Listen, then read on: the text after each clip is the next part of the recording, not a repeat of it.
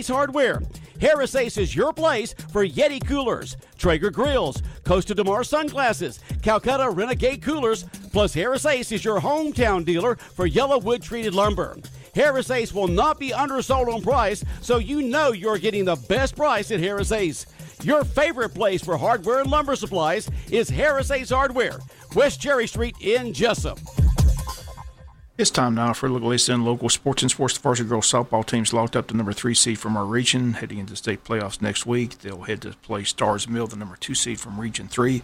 Lady Jackets went over to Waycross yesterday, beat up on the Ware County Gators in doubleheader sweep. The Yellow Jackets win game 1-0 and win game 2 9-5. Freshman Hannah Stubbs pitched both games, picked up her first shutout of this varsity level in game 1 as the Lady Jackets won the first game 1-0. Again, the freshman picks up the winning game 2 as well. After the 2 wins, WIFO FM on hand had a chance to talk with the winning pitcher, freshman Hannah Stubbs. Hannah Stubbs, the freshman pitcher, first shutout, game 1-0. How'd that feel? It felt pretty good. I was excited. It's a pretty good hitting softball team. Where they got some big sticks in that lineup. How are you able to shut them down? Well, they were pulling a lot of stuff, so I tried to keep it off the plate as far as I could and still get it a strike. Well, after game 1, did you have any idea you're going to go back in game 2? Not until in the break and coach asked me if I was good. I told him I was. Are you used to pitching 14 innings? I am. I pitch a lot and travel ball and everything, so I'm used to it. Well, again, this is a big sweep here on the road. Hard to win on the road. The umpires look like they're pretty consistent, though, so that was pretty good. Yes, sir. Well, congratulations on the big win. Thank you. Or big wins, I should say. 2 wins. Congrats. Thank you. And Lady Jackets in her last year's playoff run as a 3 seed from our region, played for the state championship. They finished in the 3 seed this year. Again, they had to play Stars Mill after the doubleheader sweep. We talked with head coach Dave Madry. Madry, nice doubleheader sweep here up against Ware in Waycross. Pretty impressive performance by the pitchers and the team. I think it's our best ball of the season, and that's what you like to see as a coach is you make it there pushing October heading into the state tournament, and you want to be at your best. And we've had a few wrinkles and bumps along the season along the way this year, but the girls settled in good here at the end, and I'm really proud of the way they all played. To get a doubleheader sweep on the road, that's impressive. And Hannah Stubbs, your freshman pitcher, gives you her first shutout in game 1-0. That was a big, impressive win. Then to come back and follow with a 9-5 win in game 2. Absolutely. She had real good command tonight. All her pitches were working. She was hitting the spots very well. We found a crew of umpires that had a good bit of consistency we felt like we could manage, and I'm real impressed with the job that she did because that is a good hitting team. She just beat twice. We get the number 3 seed, play the number 2 seed on the side. I understand it's going to be Stars Mill. Is that correct? Looks like we're hit. Yes, sir. Well, that is correct. Whitewater, Mr. Robert Townsend, won the region up there, and he's the 1 seed, so he'll be playing Ware, and we'll be about 7 miles down the road at Stars Mill, playing Stars Mill High School. And when does that get started? Wednesday? That'll be Wednesday, and the game times will be determined by the host team. So as soon as I get those, I'll pass those on as well as an address to the stadium and field, and we're hoping we can rally up some support to follow us up there. Okay, Coach, congrats on a great win. Thank you very much.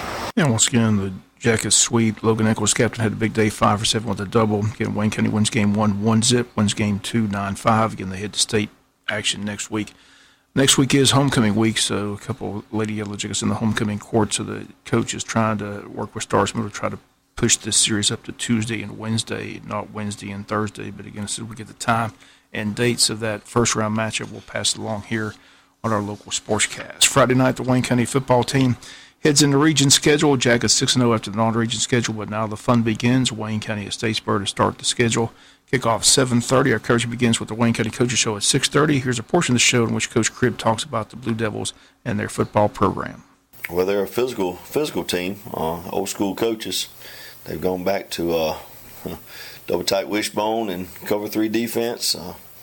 3-3 stack. Coach Kaiser's got them believing they're playing physical, and they're getting better. They're probably the most improved team in the region, no doubt. You know, Coach Kaiser, a former player from Statesboro, they brought the hometown person back. He knows the tradition. He knows how well Statesboro has done throughout the years. So he's trying to rebuild that tradition. He is. He wants to get pride instilled back in that Blue Devil program. And I think he's taking the right approach because you got to be a physical football team to play 5A football to be competitive.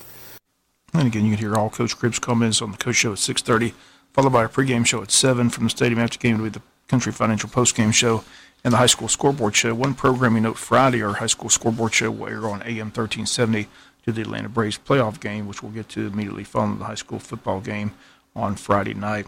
And speaking of the Braves, playoff action begins tonight here on Big Dog Country. Game 1, Atlanta, Los Angeles, taking on the Dodgers. Game time 8:37. Pregame an hour before that.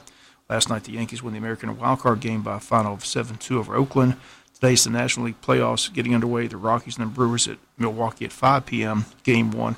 Then the Braves and Los Angeles. Game 1, 8:37 from Los Angeles. University of Georgia dismissed first baseman Adam Sasser yesterday from the university's baseball team after the Saturday incident at the Georgia-Tennessee game, which was yelling racial slurs at Georgia quarterback Justin Fields.